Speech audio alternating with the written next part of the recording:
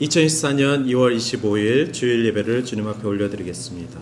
조용히 묵도하심으로 예배로 나아갑니다.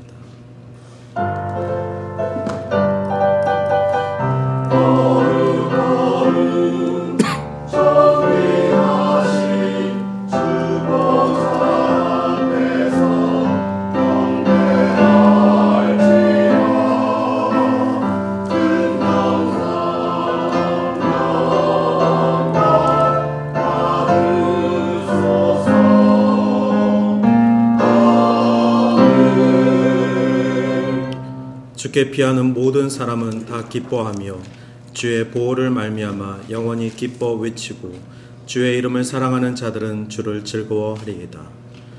주님 감사합니다. 사순절을 맞아 주님의 고난에 묵상하며 예배하며 주를 생각합니다. 저희의 기쁨이 세상의 쾌락이 되지 않게 하여 주시고 주님과 동행하면서 하늘의 신령한 기쁨을 체험하게 하여 주시옵소서. 고난의 빈자리에 기쁨이 자리 잡게 하시고 슬픔의 가슴에 환희가 싹 트는 삶으로 영원한 천국 나라를 바라보며 신앙생활을 하는 성도가 되게 하여 이끌어 주시옵소서. 오늘도 주 앞에 올려드리는 귀한 예배를 받아 주시오며 예수님의 이름으로 기원하옵나이다. 아멘. 모든 것을 이루시는 능력의 주 하나님, 지난 한 주간도 저희들을 버려두지 않으시고 보혜사 성령께서 눈동자같이 지켜주심을 감사드립니다.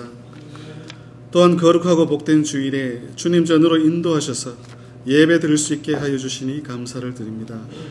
이 시간 온 마음과 정성을 다하여 하나님께 찬양과 경배를 드리니 저희의 예배를 기쁘게 받아 주시옵소서. 오늘 모인 저희들에게 풍성한 은혜를 허락하셔서 세상에서 상하고 찢겨진 심령은 위로받게 하시고 낙심한 성도들에겐 새 힘을 허락하셔서 주님이 세상을 이긴 것 같이 저희들도 세상을 이기게 하여 주시옵소서. 오늘도 저희들이 주의 전을 사모하여 찾아왔지만 주님 보시기에 너무나 부끄러운 저희들의 모습을 발견합니다. 감사해야 할 것이 많은데 감사하지 못했고 기도할 것이 많은데 기도하지 못했습니다. 입술로는 주님을 사랑한다 하면서도 나의 유익을 위해 살았음을 고백합니다. 우리의 죄와 허물을 불쌍히 여기시고 주님의 보혈로 깨끗하게 씻어주사 정결하게 하여 주시옵소서.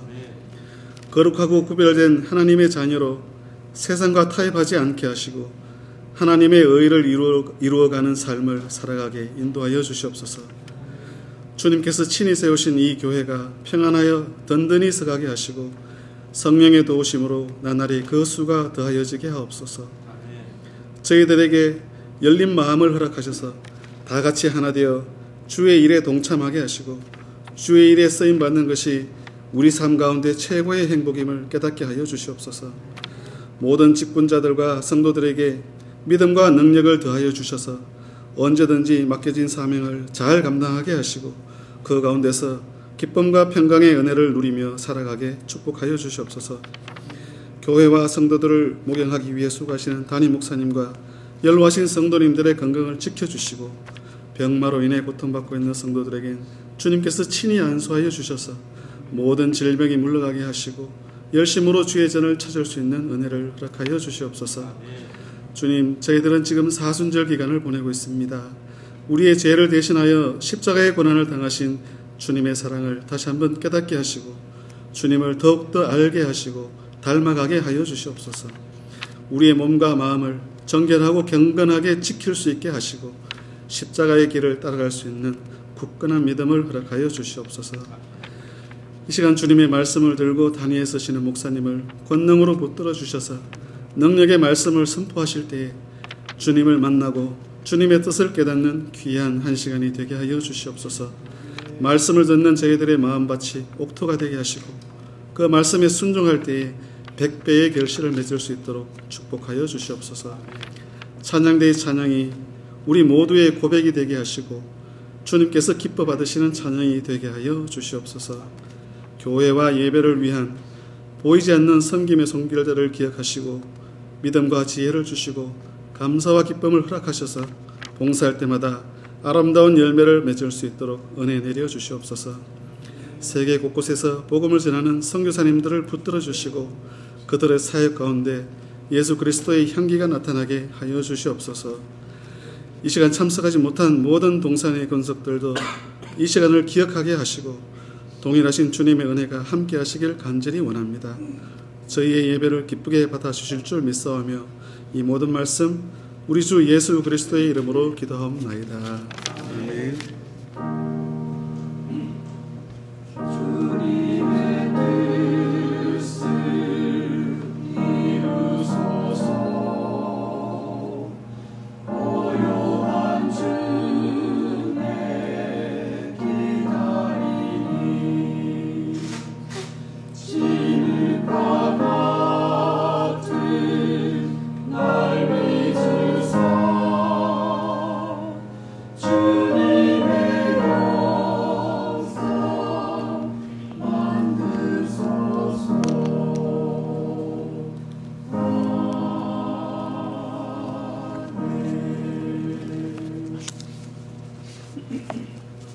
오늘의 말씀은 요한복음 2장 6절에서 10절 말씀 봉독하겠습니다.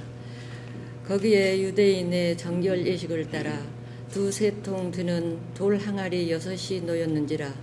예수께서 그들에게 이르시되 항아리에 물을 채우라 하신즉 아기까지 채우니 이제는 떠서 연회장에게 갖다 주라 하시매 갖다 주었더니 연회장은 물로 된 포도주를 맛보고도 어디서 났는지 알지 못하되 물돈 하인들은 알더라. 연회장이 신랑을 불러 말하되 사람마다 먼저 좋은 포도주를 내고 취한 후에 낮은 것을 내거늘 그대는 지금까지 좋은 포도주를 두었도다 하니라. 이는 하나님의 말씀입니다.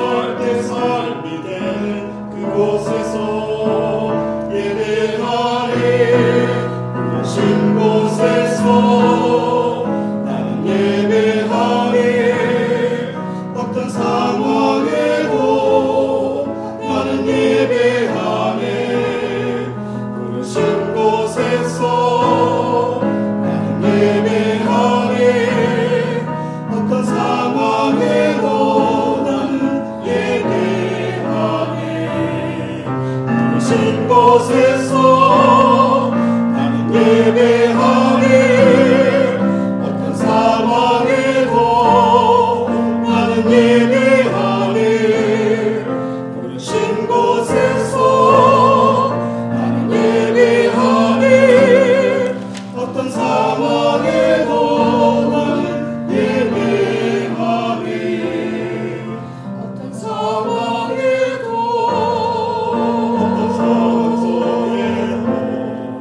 어떤 상황 속에도 나는 예배하리.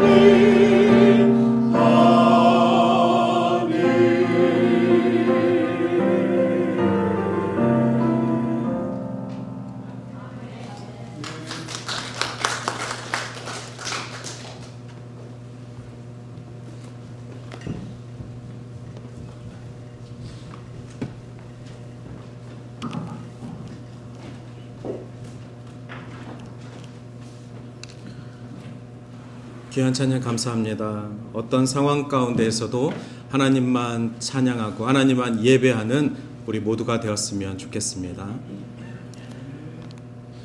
기적을 믿으십니까? 기적이란 하나님의 권위를 나타내는 표적입니다. 그렇다면 성경은 왜 기적을 기록했을까요? 그리고 오늘날에도 성경의 기적들이 나타나고 있을까요? 오늘부터 6주 동안 기적 시리즈를 전해 드릴 텐데, 결론부터 말씀드리면 구약시대에도 하나님께서 세워주시는 사람을 통하여서 이 땅에 기적을 보여주셨고, 그 기적을 통하여서 하나님의 백성들을 지켜주셨습니다. 신약시대에는 하나님께서 직접 이 땅에 오셔서 예수님을 통해 예수가 누구이신지를 기적을 통해 보여주셨습니다. 그리고 오늘날 성령 시대를 살아가는 저와 여러분들은 우리가 예수 그리스도를 믿음으로 죄인이었던 우리들이 믿음의 자녀로 구원하여 주신 이 모든 은혜가 바로 기적임을 우리 모두 다가 이미 체험하였습니다. 다시 한번 여쭤보겠습니다. 기적을 믿으십니까? 아멘. 우리가 구원받은 그 사건이 바로 기적입니다. 우리 모두는 기적을 체험하였고 기적을 믿습니다. 예수님께서는 자신을 이렇게 표현하셨습니다. 나는 아버지 하나님을 영화롭게 하기 위한 삶을 살고 있습니다. 예수님의 모든 말과 행실은 하나님을 영화롭게 하기 위한 삶이었습니다. 그래서 예수님께서 기적을 행하신 이유도 하나님 아버지를 영화롭게 하기 위함이었습니다. 기적이란 뜻은 헬라어로 세메이온이라는 단어로 사용하는데, 이 원문에는 하나님이 행하시는 놀라운 일들이라는 뜻이 적혀 있습니다. 즉, 예수님께서 기적을 행하셨던 것들은 하나님이 행하시는 놀라운 일들이었던 것입니다. 단순히 사람들의 시선을 끌기 위한 목적을 갖고 예수님이 기적을 행하신 것이 절대 아닙니다. 기적을 통하여서 예수가 그리스도라는 것을 나타내기 위함이고, 그것을 믿는 것이 기적을 본 자, 기적을 체험한 자들이 해야 할 일입니다. 예수가 그리스도라는 것은 예수님이 하나님의 아들이시고 세상의 구세주라는 것을 믿는 믿음입니다. 그런데도 오늘날 우리는 일상 속에서 수차례 기적을 구합니다. 나의 힘으로 할 수 없는 상황들을 맞닥뜨렸을 때 하나님의 도움을 구합니다. 저는 이런 간구하는 기도가 우리 신앙에 필요하다고 생각합니다. 제가 지난 수요일에 수요 성경 공부를 마치고 이상하게 목에 따끔한 신호가 왔습니다. 성경 공부하는 시간 동안에는 아무 느낌이 없었는데 딱 마치고 나서 목에 신호가 왔습니다. 별일 없겠지? 그래서 평소보다 옷을 좀 따뜻하게 입고 그리고 잠을 잤습니다. 일찍 잤습니다. 그런데 다음날 정말 아팠습니다. 지금은 웃지만 목요일날 너무 아파서 깜짝 놀랐습니다. 왜냐하면 전조 증상이 없었는데 너무 아파가지고 순간적으로는 어제 저녁에 성경 공부를 잘 마칠 수 있어서 다행이다. 그런데 지금 너무 아파서 앞으로 3일 후에 주일 예배를 어떻게 드릴 수 있을까? 이 생각밖에는 나지 않았습니다. 목요일날 밤이 되었을 때 이제 하루가 지났으니 좀 나아지겠지? 그런데 제가 지난 아픈 시간 동안 제일 힘들었던 순간이 바로 목요일 밤이었습니다. 목요일 하루 종일은 아무것도 아니었고 목요일 밤에 잠을 잘 때는 정말 이렇게까지 아플 수 있을까 싶을 만큼 너무 아팠습니다. 목소리는 나오지도 않았고 침도 삼킬 수가 없을 만큼 목이 너무 아파서 물도 못 삼켰습니다. 너무 아파서 그래서 계속 기도했습니다. 하나님 도와주세요. 하나님 이번 주일날 예배와 설교를 지킬 수 있도록 도와주세요. 예수님의 기적은 우리들이 필요를 요청하였을 때 그것에 대한 응답으로 보여주시는 현상입니다. 필요하지 않는 자들에게 예수님의 기적은 나타나지 않습니다. 우리가 무언가 필요하고 무언가 도움을 청해야 할 상황이 된다면 우리의 몸은 그 신음소리도 내지 못할 만큼 힘이 들지만 우리의 영혼은 깨어서 우리 하나님 아버지를 바라보게 되어 있습니다. 왜냐하면 우리는 하나님 아버지께서 창조하신 하나님의 자녀들이기 때문에 그렇습니다. 또한 예수 그리스도를 통하여서 하나님께서 되찾으신 구원받은 자들이기 때문에 그렇습니다. 우리가 아무리 부인하려고 해도 우리가 아무런 도움을 받을 수 없는 그 상황이 되었을 때 우리의 영혼은 하나님을 부르게 되어 있습니다. 그렇게 저는 주변에 가족도 있었지만 가족을 의지할 힘조차도 없었고 제가 제 몸을 자신할 힘조차도 없었습니다. 오직 하나님밖에는 생각이 나지 않았습니다. 하나님 도와주세요. 하나님 금요일도 아파도 됩니다. 목요일까지 아파도 됩니다. 하지만 주일날만큼은 예배를 드릴 수 있도록 설교를 할 수 있도록 기적을 베풀어 주세요. 치료해 주세요. 도와주세요. 어제까지도 설교를 준비하면서 한 번도 소리를 내본 적이 없습니다. 소리가 조금 회복되는 것을 알았습니다. 그런데 혹시 남은 힘마저 다 써버릴까봐 오늘 예배 드리기 전까지도 말을 거의 하지 않았습니다. 아마 오늘 제가 예배 전에 만난 몇 분들에게 이렇게 좀 다가가지 못한 면도 있고 또 이렇게 인사를 잘 못한 면도 있는데 최소한 이 예배 한 시간, 저에게 주어진 이 한 시간 동안 하나님의 은혜와 하나님의 말씀을 저의 몸의 부족함과 연약함으로 인해서 온전히 전달하지 못하는 것은 저에게 좀 부끄러운 일인 것 같아서 하나님께 제 마음과 제 몸을 더 집중한 시간입니다. 그래서 저에게 주어진 이 시간 동안 오늘 주님이 말씀하신 이 기적의 메시지를 온전히 전해드리고 싶습니다. 여러분들도 오늘 말씀을 듣는 이 순간뿐만 아니라 삶 속에서 하나님의 기적을 소망하시길 바랍니다. 하나님의 도우심을 구하시길 바랍니다. 우리가 그 어떤 것도 의지할 것이 없을 때 비로소 하나님의 이름을 부르고 하나님의 도움을 구하며 하나님 기적을 베풀어 주세요. 이 기도를 할 수 있어야만 합니다.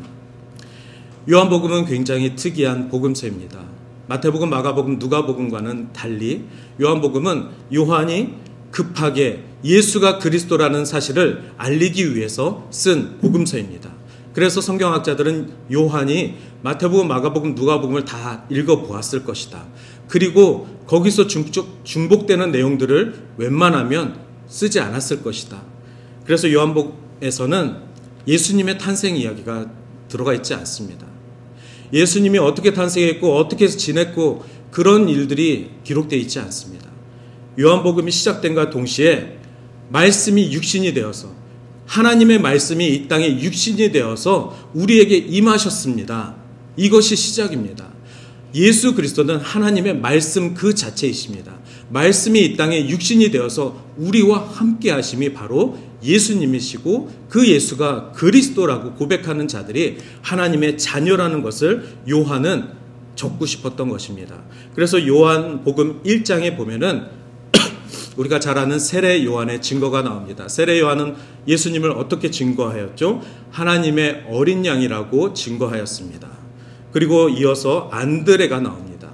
안드레는 예수님을 만난 직후 예수님은 메시아입니다라고 증거합니다. 그리고 나다나엘이 나옵니다. 나다나엘도 예수님을 만난 다음에 하나님의 아들이십니다 라고 예수님을 그렇게 고백합니다. 요한은 이들의 고백을 먼저 적었습니다. 예수를 바라보는 제자들, 예수를 기다리고 메시아를 기다렸던 사람들이 예수를 어떻게 생각하는지를 먼저 기술한 것입니다. 그리고 2장 1절에 바로 예수님의 첫 번째 기적을 기록합니다. 다른 복음서에서는 이 기록을 제일 처음 다루지 않았는데 요한은 이 기록을 제일 처음 다룬 것입니다. 그래서 우리가 예수님의 기적 중에 첫 번째 기적을 가나의 혼인잔치라는 것으로 잘 기억하고 있어야만 합니다. 그리고 단순히 이 가나의 혼인잔치는 물로 포도주를 만들었던 그 기적, 1차원적인 기적 스토리가 아니라 이 스토리를 통하여서 요한이 말씀이 육신이 되신 예수 그리스도, 우리가 기다렸던 메시아가 이분이라는 것을 어떻게 하면 증거할 수 있을까? 아주 급한 마음으로 진행하고 있습니다. 이 스토리를 잠시 말씀을 드리면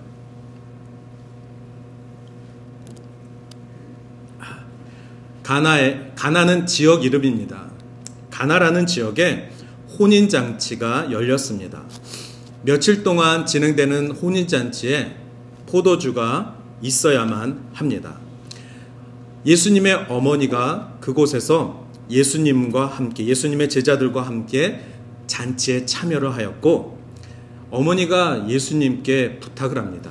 아들아, 지금 이 잔치집에 포도주가 떨어졌다. 그랬더니 예수님께서 이렇게 답을 하십니다. 여자여, 나와 무슨 상관이 있습니까? 아직 내 때가 이르지 않았습니다. 아마 이 스토리를 처음 들으신 분은 무슨 아들이 엄마에게 여자라고 말하지? 예수님이 어머니 마리아를 여자라고 2번 불렀습니다. 처음은 지금 가나 혼인잔치에서 불렀고, 마지막 2번째는 십자가에 달리실 때 여자요 라고 말씀하셨습니다. 이 여자는 우리가 말하는 그 여자가 아니라 우리식으로 표현하면 여사님이십니다. 어머니라고 부른 것이 아니라 여사님이라고 불렀습니다. 이것은 예수님께서 나는 이제 하나님의 아들로서 공적인 일을 시작하는, 공생애를 시작하는 사람입니다. 나는 더 이상 당신의 아들이 아니라 하나님의 아들의 사역을 시작한다라는 신호입니다. 그래서 어머니 마리아를 부르면서 나와 아무 상관이 없습니다. 이렇게 말씀을 하십니다. 그러시면서 예수님은 준비되어 있는 돌 항아리 6개를 보시고 그곳에 물을 받아라. 그리고 그 물을 사람들에게 주어라.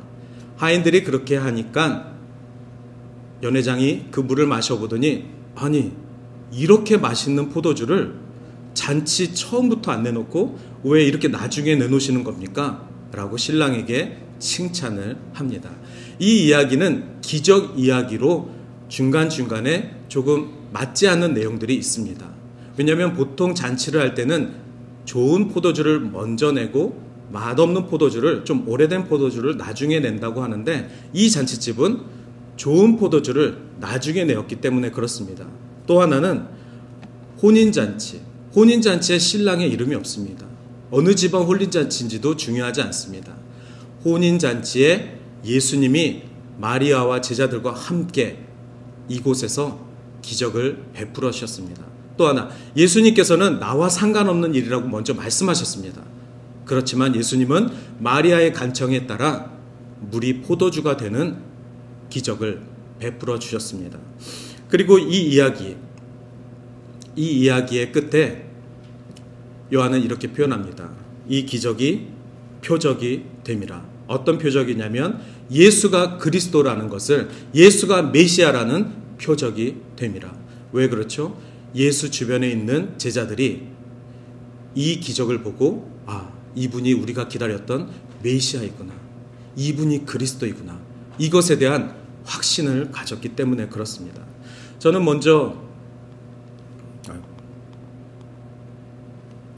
먼저 마리아의 고백에 대해서 말씀을 드리고 싶습니다. 2장 3절에 보면 마리아는 이렇게 얘기합니다. 포도주가 떨어진지라 저들에게 포도주가 없다 하니. 마리아는 예수가 누구인지 알고 있습니다. 예수를 이 땅에 태어나게 한 여인입니다. 그리고 그 동시에 예수가 하나님의 아들이라는 메시지도 받은 사람입니다. 마리아는 내 아들이지만 하나님의 아들인 예수가 이제 하나님의 사역을 시작해야 될 때가 이르라는 것을 알았을 것입니다. 그리고 그 예수님께 이 잔치집에 포도주가 떨어진지라. 잔치집에는 포도주가 떨어지면 안 되는데 이 잔치집에 포도주가 떨어졌으니 도와달라. 이 고백을 하는 것입니다. 간청하는 말씀을 하신 것입니다.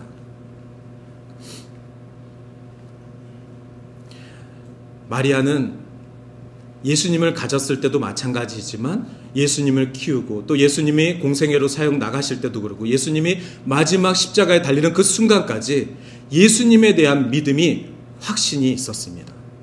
예수님이 하나님의 아들이라는 것을 믿고 그리고 나에게서 태어났다라는 것을 알고 예수님이 권능과 사명이 분명하다는 것도 아는 것.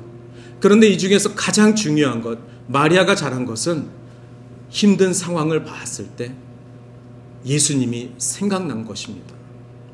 우리들도 믿음으로 살고 믿음의 확신이 있고 구원받은 확신을 갖고 있지만 우리가 정말 누군가를 봤을 때 연약하고 그리고 도움이 필요한 그 상황을 보았을 때 생각나는 분이 예수님이어야만 합니다. 그 상황을 내가 도와주려고 하고 그 상황을 내가 해결하려고 하는 그러한 도움보다는 이 상황을 해결할 수 있는 분이 우리 주님이시라는 그 믿음으로 항상 바라봐야만 합니다. 마리아는 모든 상황 속에서 내 옆에 있는 이 아들이 그렇게 하나님의 도움을 주는 자로 그리고 그 예수를 바라보는 그 믿음으로 살았을 것입니다. 어머니가 하인들에게 뭐라고 얘기합니까? 너희에게 무슨 말씀을 하시든지 그대로 하라. 마리아의 믿음의 마리아의 행동입니다. 마리아는 예수님이 무슨 말씀을 하시든지 그렇게 하라. 여러분, 우리가 예수 그리스도를 바라보는 믿음, 그것은 예수님이 나에게 무슨 말씀을 하시든지 그렇게 할 순종의 믿음으로 살고 계십니까? 마리아, 예수님의 육의 어머니이십니다. 육의 어머니이시지만 예수님을 나의 주로 고백하는 자, 하나님의 아들로 믿는 자, 그래서 이분이 하시는 말을 그대로 순종하라. 이것을 하인들에게 일렀습니다. 예수님이 뭐라고 하셨죠? 예수님은 6개의 항아리에 물을 부으라 이렇게 말씀하셨습니다. 제가 지난주에 예수를 믿으면 복을 받습니다 라고 말씀드렸습니다. 그래서 예수를 믿는다는 것이 우리가 이미 받은 복이라는 것 또한 말씀을 드렸습니다. 그리고 예수님을 믿는 그 복을 누리시길 바란다라고 축원하였습니다. 우리 사람마다 살아가면서 예수님께 간청하는 것들이 다릅니다. 예수님께 필요한 내용들이 다릅니다.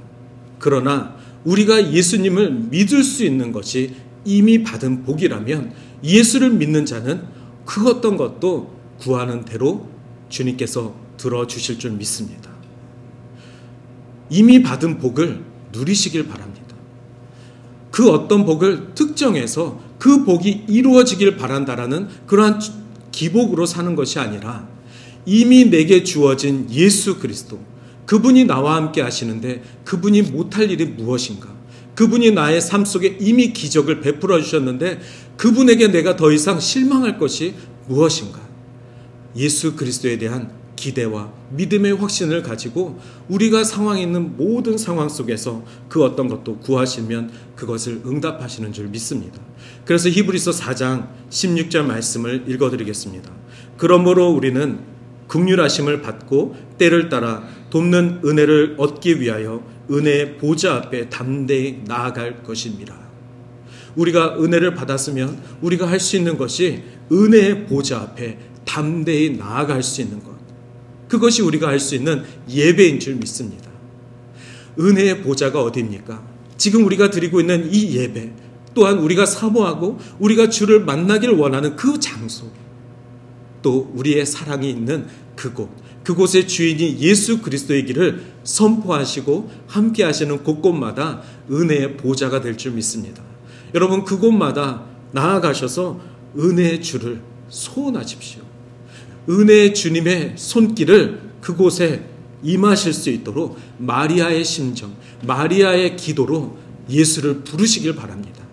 어떤 상황, 어떤 어려움 속에서도 여러분들이 대표하셔서 예수를 생각하시길 바랍니다. 아, 우리 예수님이면 되지. 우리 예수님이 계시지. 왜 우리가 해결하려고 합니까? 왜 우리가 힘을 내려고 합니까? 우리는 아무것도 아닙니다. 우리는 결정적인 순간에 아무 힘도 줄 수 없습니다. 그러나 우리가 생각한 그 예수님, 우리가 믿고 있는 그 예수님이 그분에게 반드시 힘이 될 것입니다. 확신을 가지고 하나님의 보좌로 나아가는 것은 우리가 그럴 만한 사람이거나 착한 행실을 해서가 아니라 하나님의 자비로우심과 은혜로우심과 인류를 돕기 원하시는 하나님의 창조 사랑이신 줄 믿습니다. 예수님은 어떤 시대에 이 땅에 오셨습니까? 이 땅이 평화로울 때 오셨습니까? 예수님은 이 땅이 오직 하나님만 바라보던 그 시절에 오셨습니까? 예수님께서 오신 시절은 이 땅에 우상들이 만연해 있던 시대였습니다. 그리고 하나님의 백성으로 선택받았다라고 자부하였던 유대인들이 온 인류의 하나님을 자신들의 민족의 하나님으로만 전락시켰던 그러한 인간의 우매한 상황 속에 예수님은 오셨습니다. 예수님이 오셔서 하신 것은 무엇이죠? 바로 잘못된 배움에 대한 올바른 가르침이었습니다. 그래서 예수님이 가르치신 것이 하나님 나라셨습니다. 하나님 나라는 어떤 곳인지 예수님이 다시 한번 알려주기를 원하셨던 것입니다. 오늘날에도 마찬가지입니다. 기적을 원하십니까? 예수님의 도움을 원하십니까? 오늘날 같이 악이 만연한 시대가 없다고 합니다. 이 시대에는 반드시 예수님이 다시 오실 수밖에 없는 시대입니다.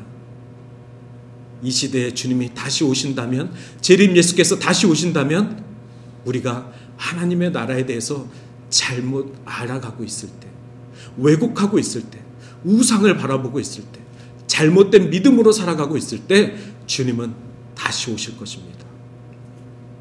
그러길 원하십니까? 주님이 이미 한번 그렇게 하셨는데, 주님이 그것 때문에 십자가에 못 박혀 죽으셨는데 그 십자가를 다시 지게 하고 싶으십니까? 이 말씀에 깃대어서 이미 오신 예수 그리스도를 기억하고 우리는 이 세대 가운데 주님의 나라가 다시 한번 올바르게 세워질 수 있도록 우리부터 하나님의 나라가 어떤 곳인지 바로 알고 바로 전하고 그 주님을 온전히 바라볼 수 있는 믿음의 사람들이 되기를 소망합니다. 사도행전 2장 22절에 보면은 베드로는 이렇게 고백하였습니다. 하나님께서 나사렛 예수로 큰 권능과 기사와 표적을 너희 가운데서 베푸사 너희 앞에서 그를 증언하셨느니라. 하나님이 베푸신 이 모든 기사, 이미 당신의 아들 독생자가 이 땅에 오신 것이 우리에게 베푸신 모든 은혜셨습니다. 모든 권능이셨습니다. 죽으셨던 아들을 다시 살리신 것이 이 땅에 보여주신 기적입니다. 미라클 예수, 기적의 하나님을 우리는 이미 알고 이미 그 주님을 믿고 있는 자들입니다. 그 주님을 우리가 믿음으로 바라만 본다면 우리 삶 속에서는 끊임없이 주님의 간섭하심과 주님의 치유하심과 주님의 함께하심이 기적인 줄 믿습니다. 여러분, 아직도 어떤 특정한 기적을 원하십니까? 아직도 성경에 나와 있는 것처럼 물이 포도주가 되어야 내가 예수를 믿겠다, 이런 기적을 원하십니까?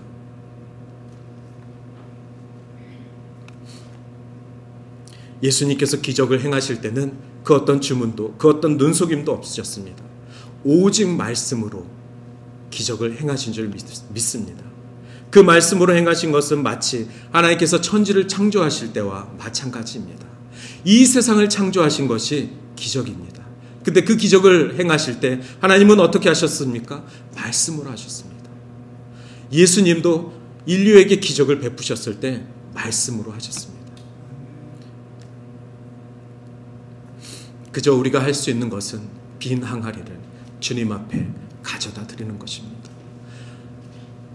우리가 정말 은혜가 넘친다면 그 항아리를 주님 앞에 가져다 드릴 수 있는 사명이 있는 것, 우리가 할 수 있는 것이 그거면 족한 줄 믿습니다. 우리에게 믿음이 마리아처럼 확신이 있다면, 주님, 이곳이 비어 있습니다. 이것이 모자랍니다.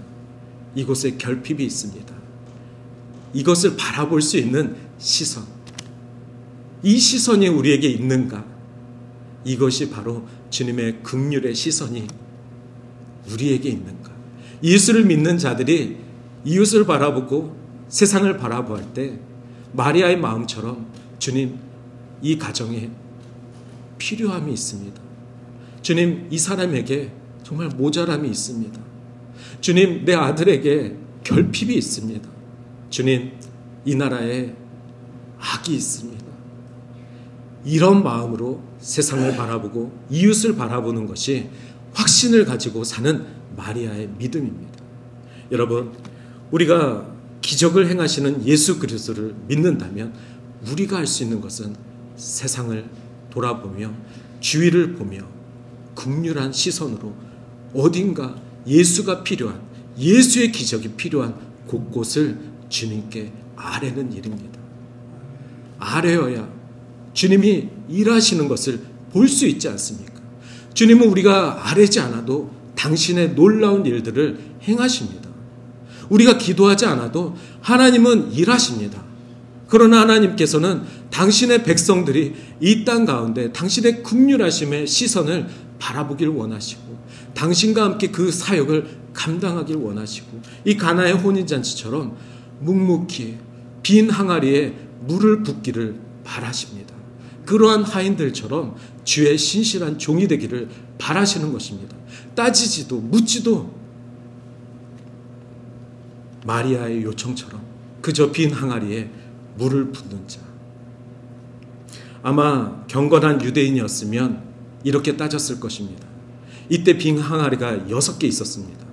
유대인의 정결 예식을 하기 위해서 빈 항아리 6개를 두었다고 나와 있습니다. 그런데 유대인들은 6을 싫어합니다. 숫자 6을 싫어합니다. 유대인들의 완전수는 7입니다. 정결 예식을 하려면 7개의 항아리가 있어야만 합니다. 그렇게 요한은 기록했어야만 합니다. 누군가는 따졌을 것입니다. 왜 하필 6이냐? 우리 예수님께서는 인간이 아무리 율법에 의거해서 완벽하다고 이야기하는 것, 또 7에서 하나 부족한 6이어서 불완전하다고 말하는 것, 이러한 것들이 모두 다 결핍입니다. 이러한 모든 것들이 모자람입니다. 주님이 말씀하셔야 그 항아리가 채워지는 것이고, 주님이 말씀하셔야 그 항아리에 있는 물이 포도주로 바뀌는 것입니다. 이 이야기의 핵심은 마지막에 회당장이 얘기합니다. 마지막에 회당장이 뭐라고 얘기하냐면, 사람마다 먼저 좋은 포도주를 내고 취한 후에 낮은 것을 내거늘 그대는 지금까지 좋은 포도주를 두었다 하니라. 지금까지 새 포도주를 주신 이가 누구입니까? 예수님이십니다. 우리는 이 이야기를 통하여서 이 이적을 행하신 이가 예수님이고 예수님이 기적을 행하신 것을 잘 압니다. 그러나 이 이야기 속의 회당장은 이 일을 행하신 이가 예수인지 모릅니다. 신랑도, 누구인지 모르는 그 신랑도 예수님이 이 일을 행하신 것도 모릅니다. 예수님이 기적을 행하신 것을 아는 사람은 마리아와 예수님의 제자들과 그리고 묵묵히 항아리에 물을 부은 종들 뿐입니다. 예수님께는 그들만 예수가 메시아이고 예수가 그리스도라는 것을 확신하면 되었습니다. 왜 그러시죠? 아직 내 때가 이르지 않았기 때문에 그렇습니다. 이 이야기의 신학적인 핵심이 바로 이것입니다. 아직 내 때, 이 내 때가 무엇입니까? 바로 예수님께서 이 땅에 오신 이유, 하나님께서 예수를 이 땅에 보내신 이유, 바로 그 때입니다. 예수님이 이 땅에 오신, 우리의 구원 때문에 오신 그 때가 아직 임하지 않았기 때문에 예수님은 아까 나와 상관없는 일이라고 말씀하신 것입니다. 그럼에도 불구하고 마리아의 그 고백대로, 간청함대로 예수님은 기적을 행하셨고 사람들이 이전에 맛보지 못한 맛있는 포도주를 맛보았더라. 여러분, 우리 예수님을, 우리 하나님을 우리의 그 어떤 기준으로 제한하지 않으셨으면 좋겠습니다. 유대인들처럼 우리 예수님을 그 어떤 숫자로 제한하지 않으셨으면 좋겠습니다. 예수님이 거룩하신 분이시고 예수님이 거룩하다 말씀하신 것들이 거룩한 것입니다. 예수님이 계시면 그곳에 기적이 있는 것이고 이미 우리 안에 그 기적은 이루어졌음을 함께 고백하기를 바랍니다. 오늘 이렇게 마지막까지 준비한 말씀을 온전히 전할 수 있는 것도 저에게는 기적입니다. 오늘도 우리 삶 가운데 아주 소소하지만 우리가 간절한 믿음과 간절한 기도를 할 때 예수님의 기적이 그 곳곳마다 이루어질 줄 저는 확신하고 여러분들도 그렇게 은혜를 누리시는 한 주가 되시기를 주님의 이름으로 축원합니다. 이 시간 우리 함께 기쁜 찬양입니다. 어렸을 때 많이 했던 찬양인데 이 찬양 하시면서 물이 변하여 포도주 됐네. 이 찬양이 우리의 고백이 되었으면 좋겠습니다. 이 고백하시고 같이 기도하겠습니다.